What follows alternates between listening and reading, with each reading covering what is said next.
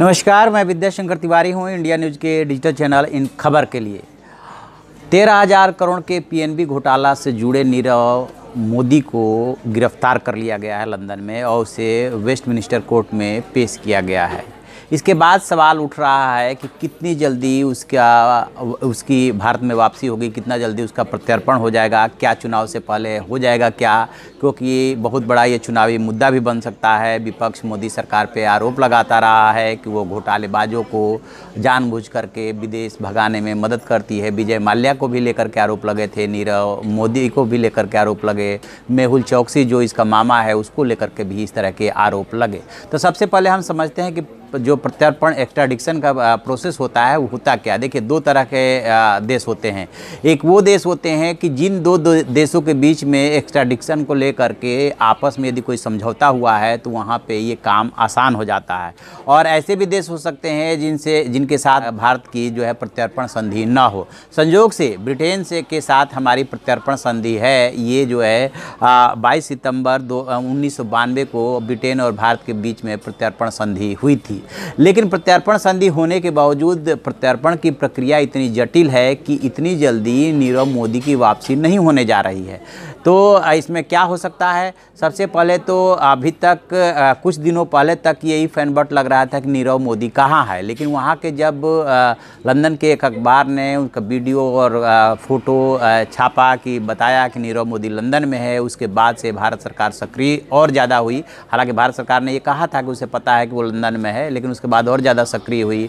फिर जो है वहाँ के गृह मंत्रालय के साथ जो प्रोसेस है उस प्रोसेस के तहत कार्रवाई शुरू हुई और अब उसकी जो है वहाँ पे गिरफ्तारी हो गई है। दरअसल होता क्या है कि जैसे ही निचली अदालत से ये प्रक्रिया शुरू होगी उसमें ये भी देखा जाता है कि जिस अपराध में उसे संबंधित देश मांग रहा है क्या वो अपराध उस देश में भी अपराध है क्या, पहली चीज़ ये देखी जाती है। और दूसरी बात ये देखी जाती है कि क्या वहाँ पे जो अपराधी है वो वहाँ के किसी मामले में वांछित तो नहीं है, क्योंकि जब वहाँ के मामले में वांछित होगा तो स्वाभाविक तौर पे पहले वो अपने मामले में ट्रायल करता है। तो ये दो चीज़ें देखी जाती है। इसके बाद निचली अदालत से जब उसे अनुमति मिल जाती है उसके बाद भी जो है उसको हाई कोर्ट में और सुप्रीम कोर्ट तक अपना बचाव करने का अधिकार होता है। तो इस नीरव मोदी के मामले को यदि विजय माल्या के केस से जोड़ करके देखें, नीरव मोदी और विजय माल्या के मामले में सिर्फ इतना अंतर है कि नीरव मोदी के ऊपर 13,000 करोड़ रुपए का बैंक घोटाले का आरोप है, जबकि विजय माल्या के ऊपर 9,000 करोड़ प्लस जो है बैंकों से लोन लेने के बाद डिफ़ाल्टर होने का आरोप है और दोनों लंदन में ही है। तो पिछले दिनों जो विजय माल्या का केस आया था उसमें जो है उसके प्रत्यर्पण की कार्रवाई शुरू हो गई है, लेकिन विजय माल्या ने साफ कर दिया था कि वो जो है इसके खिलाफ अपील में जाएगा और वो अदालती प्रोसेस में अभी मामला चल रहा है। बताते ये हैं कि निचली अदालत से ले करके और हाई कोर्ट और सुप्रीम कोर्ट तक ये साल 2 साल का प्रोसेस है, इसलिए इसमें टाइम लग रहा है। विजय माल्या अभी तक वापस नहीं आया है। ठीक इसी तरह से यदि नीरव मोदी के केस को देखें तो बेशक राजनेता जो है इसे चुनावी लाभ लेने के लिए कह सकते हैं कि देखिए हमने नीरव मोदी को गिरफ्तार करा लिया और बहुत जल्दी उसे भारत लेकर के वापस आएंगे, लेकिन पूरी अदालती प्रक्रिया वहाँ पर चलेगी और उसमें काफ़ी वक्त लग सकता है। यदि ब्रिटेन से और भारत के बीच में अभी तक के पिछले रिकॉर्ड को हम खंगालें तो पाएंगे कि 2002 में जो गुजरात दंगे के मामले के आरोपी थे समीर भाई बिन्नू भाई पटेल, उनको 18 अक्टूबर 2016 को ब्रिटेन से भारत लाया गया था और वो इसलिए संभव हो सका था कि ब्रिटेन भी इस बात को लेकर के सहमत था। ठीक इसी तरह से 1992-93 में जब ये संधि लागू हुई उसके बाद से भारत से भी 3 लोगों का प्रत्यर्पण हुआ है ब्रिटेन के लिए। उसमें मनिंदर पाल सिंह है और सोमैया केतन सुरेंद्र है, केन्याई नागरिक है, और कुलविंदर सिंह उपल है।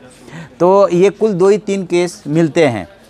एक और हम केस आपको याद दिलाएं कि आपको याद होगा कि नदीम श्रवण की जोड़ी हुआ करती थी। उसमें जो है नदीम अख्तर सैफ़ी, उन पे गुलशन कुमार हत्याकांड में शामिल होने का आरोप लगा था और वो भी ब्रिटेन चले गए थे। उस मामले में भी बहुत प्रत्यर्पण की कोशिश हुई, लेकिन जो है अल्टीमेटली एविडेंस न मिलने पे उसे रद्द कर दिया गया था।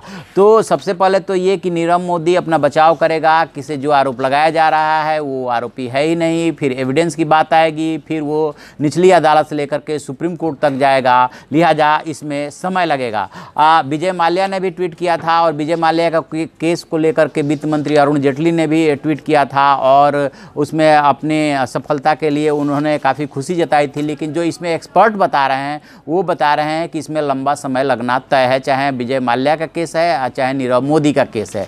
और अभी तक यदि पिछले 4 साल में जो जितने प्रत्यर्पण हुए हैं दूसरे देशों से, भारत सरकार ने जो संसद में इसका ब्यौरा रखा है, वो अभी तक पिछले 4 सालों में सिर्फ 16 केस प्रत्यर्पण के हैं जो अलग अलग देशों से। जगतार सिंह तारा है, इसको थाईलैंड से लाया गया था। इसके अलावा बनाजे राजवेंद्र बनाजे मोरक्को से लाया गया था। ठीक इसी तरह से छोटा राजन है जिसको इंडोनेशिया से लाया गया था, अनूप चेतिया को बांग्लादेश से, कोल्लम गंगा रेड्डी को मॉरिशस से, और भी इसमें बहुत सारे नाम हैं जो तो एक्स्ट्राडिक्शन का जो प्रोसेस है वो बहुत स्लो है और कानूनी दाव पेच का है। इस और ब्रिटेन से जब हमारा 1992 में समझौता हुआ है, उस समझौते के बाद तीन लोगों को ब्रिटेन भेजा गया है और सिर्फ एक आदमी जो है ब्रिटेन से भारत आया है। चूँकि इसमें दोनों गवर्नमेंट इंटरेस्टेड है, इसलिए हो सकता है कि थोड़ा प्रोसेस जल्दी हो जाए। इसके बावजूद जो है नीरव मोदी और विजय माल्या के पास ये ऑप्शन है कि वो हाई कोर्ट से लेकर के सुप्रीम कोर्ट तक अपना बचाव करें।